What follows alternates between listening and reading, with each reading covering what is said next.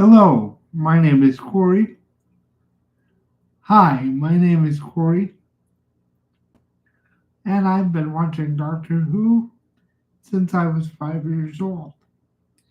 So, again, when I talk about Doctor Who, I'm not necessarily talking about classic versus modern. I view Doctor Who as one continuous story.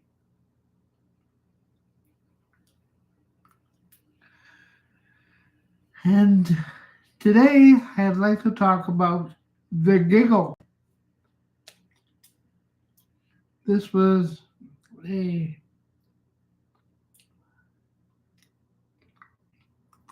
David Tennant story, the third special for the 14th Doctor.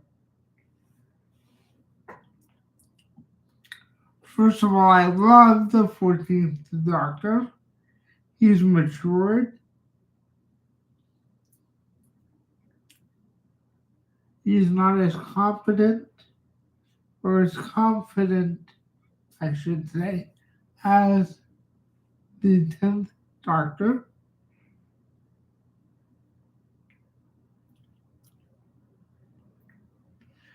Um, which I think is good because that was a criticism that people had. Um,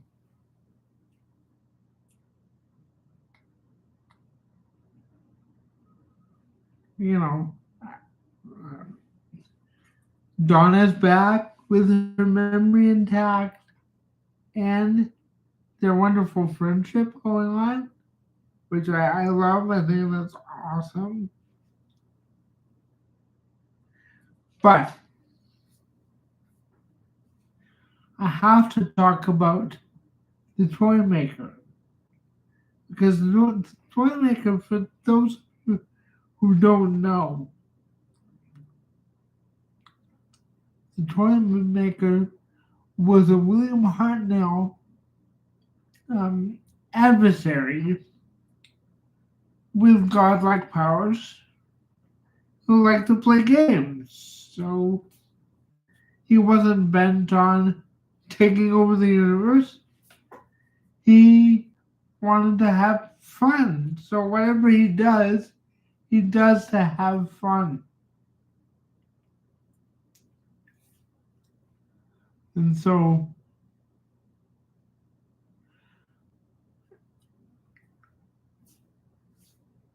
it's a good time for him to harass the Doctor.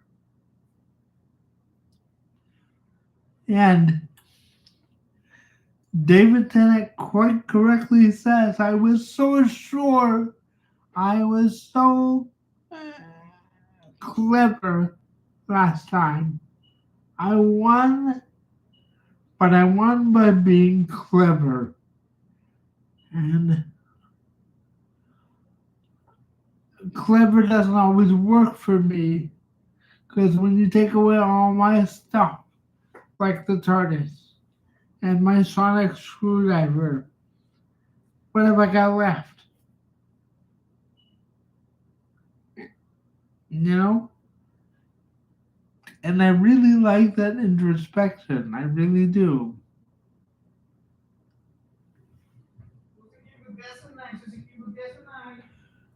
We have to talk about the representation in this episode. Amazing. You know, I love that Kate Stewart was like, you can walk. I've seen you walk. Because so many people think if you're a wheelchair user like I am, that we are like glued into these things and that we're dependent on their chairs. Some people are, some people are not. Now, me, I really do depend on my power chair. And it is a power chair not an electric chair. That's something different. The electric chair is for capital punishment, not for getting around. So it is a power chair, not an electric chair. That's just my personal preference, by the way. I'm not speaking for a whole community or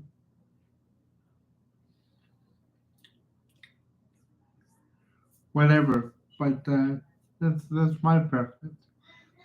I really do depend on my power chair. I, if I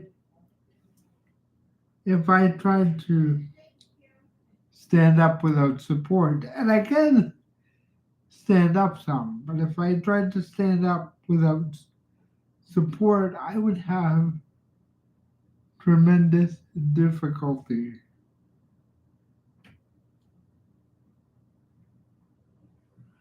So I can't really do that. So, but it was good that they showed, you know, that's a typical response from people.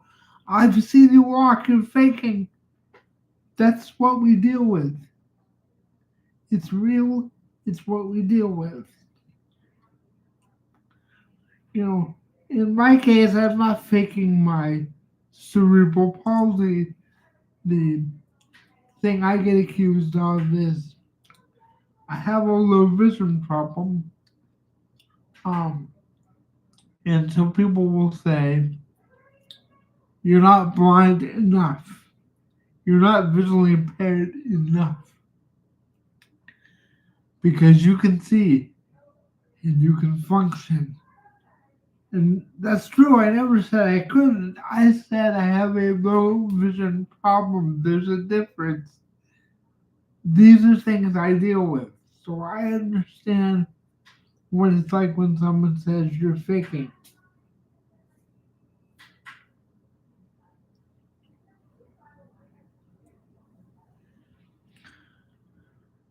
Okay, so that was awesome. And then the fact that Kate was like, you know, all my life I've fought against aliens, and now I'm dependent on one that I don't know if I can trust. Now her brain knows, she knows the doctor. She loves the doctor, but deep down she worries that she can't always trust him or her. That's fine. Because that's what the the giggle does, is it removes your higher brain functions so that you can't, so that you only go with your base instincts.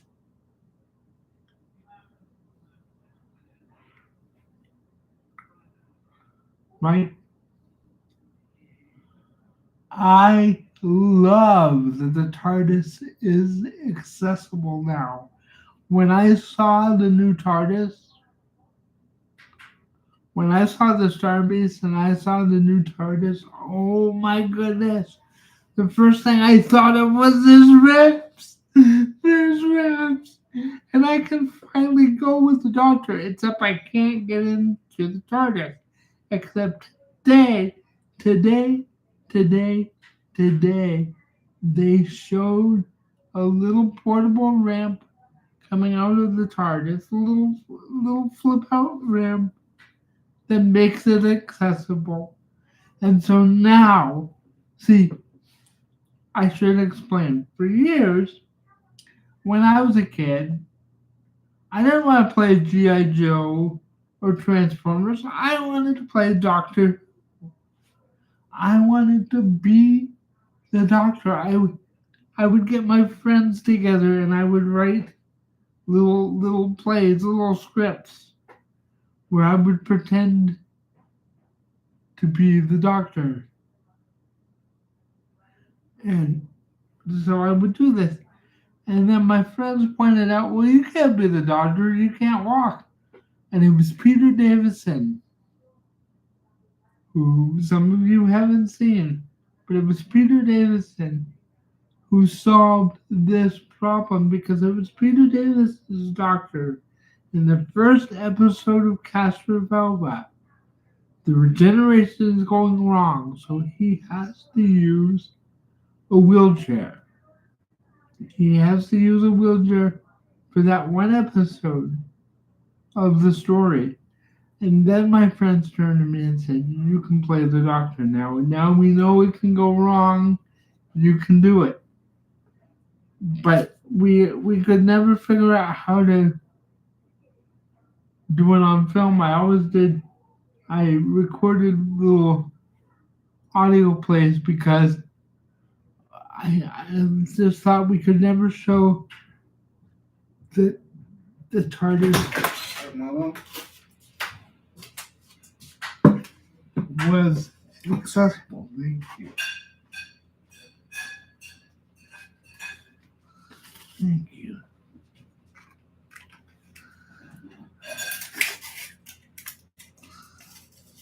Hold on just a second. I'll be back.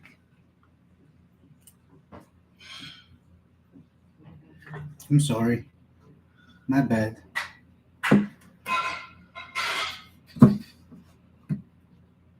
It's not that hot.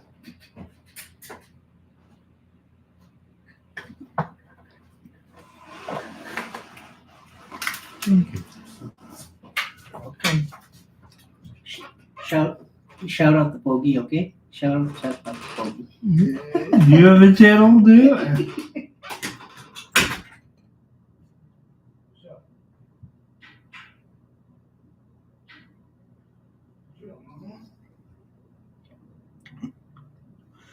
Yeah, I apologize, everyone.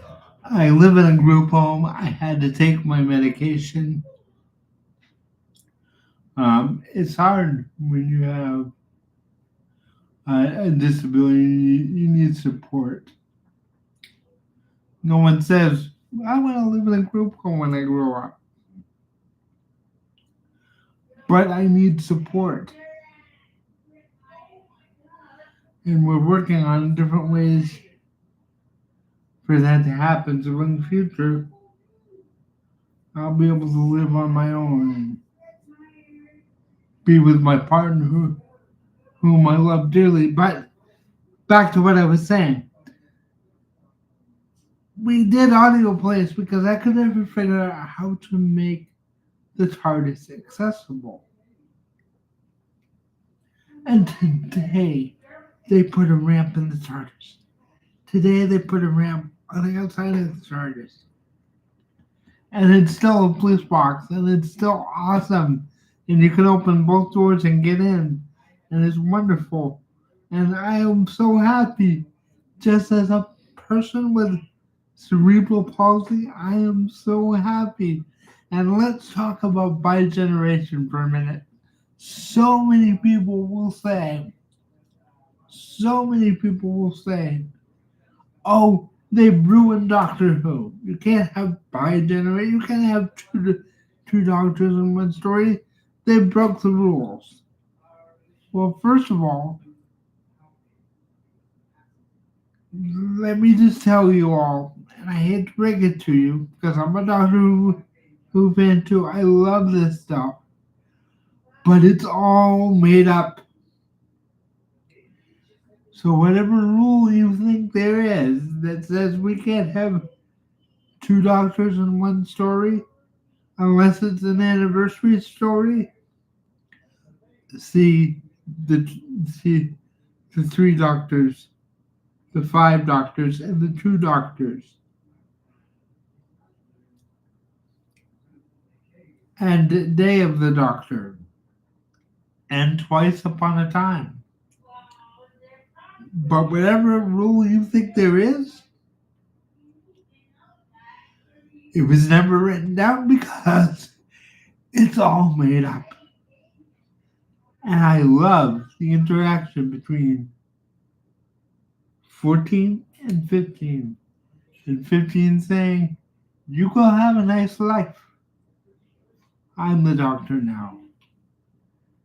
You're gonna be okay because you've got a family. I'm gonna go out and do time and space." And can I just say, I love Shooty Gatwa. And and let me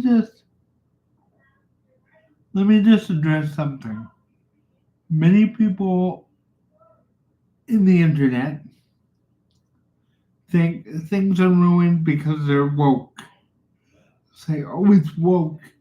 They've ruined it." Growing up, there was no one I could identify with on television. No one. When I watched Knight Rider, I wasn't watching for Michael Knight. I was watching because I needed that car.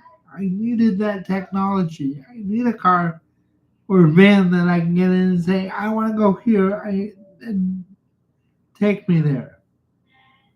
That's what I need. I couldn't agree with Hercules or Xena. They didn't look like me. I love those shows. Those are great shows.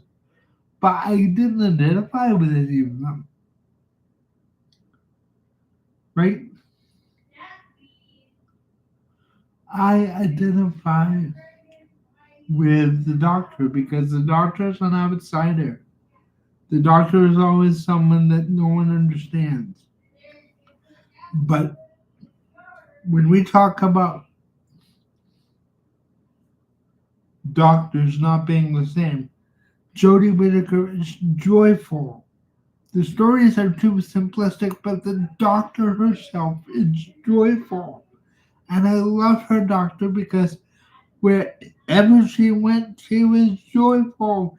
She was so happy to be traveling with her friends. The stories were too simple, right? They needed better writing, but the doctor herself was joyful. I can't always get behind Peter Capaldi because that first series of Peter Capaldi was not joyful. Um, he was miserable. He was like, "Why am I the doctor? Why am I a good man?" I can't get behind a story that you know that's over 50 years old and the main character finally asking, "Am I a good man?" If you don't know, after Clara begged the Time Lords to save her, "But I can't help you," right? Think about that. I much prefer a doctor who loves to travel, who's happy. Ace and the doctor. Friends, right? He's helping her grow. He's he's teaching her along the way. I love that.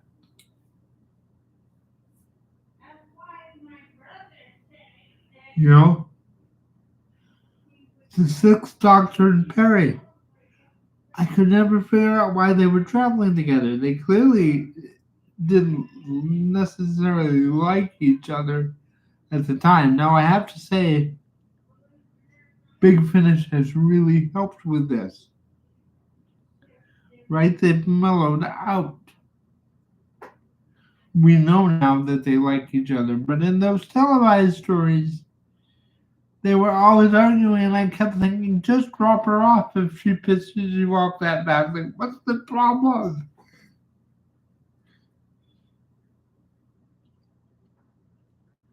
And I don't get people who say representation's terrible. Yeah, they never represented things when I was a kid. Yeah, they didn't. And I felt terrible. Now I feel better. And I'm sorry that it makes some people uncomfortable. I, it's not my job to make you uncomfortable. But if it makes you uncomfortable, there's a conversation we need to be having about why it makes you uncomfortable and about good representation of different views.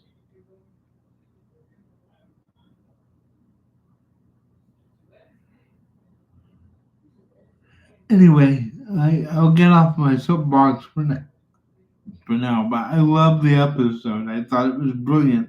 Much better than Wild Blue Yonder. Even though I like Wild Blue Yonder, it's difficult to do a whole review on that one because to me, Wild Blue Yonder is a good Big Finish story. It would have worked really well on audio, right? Would have been really awesome on audio. It was good on video, but it would have been really awesome on audio. So these are my thoughts. If you make a comment, be kind.